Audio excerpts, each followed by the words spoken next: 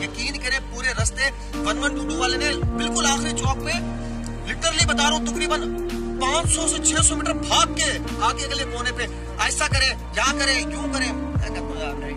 दुआओं में अल्लाह पाक आपके घर वालों को और आपको अपने हिफ्ज़ अमान में रखे। अल्लाह पाक आपको सलामत रखे।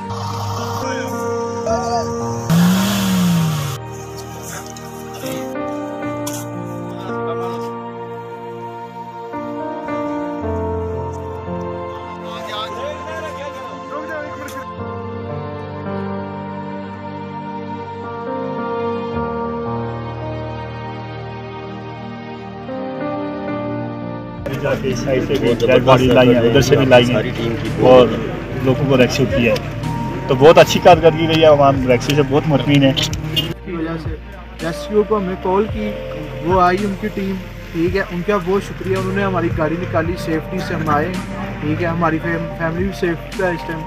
तो हम अल्लाह का शुक्र है अब वापस जा रहे हैं घर। ये रेस्क्यू टीम का बहुत शुक्रिया, रेस्क्यू टीम जिंदाबाद।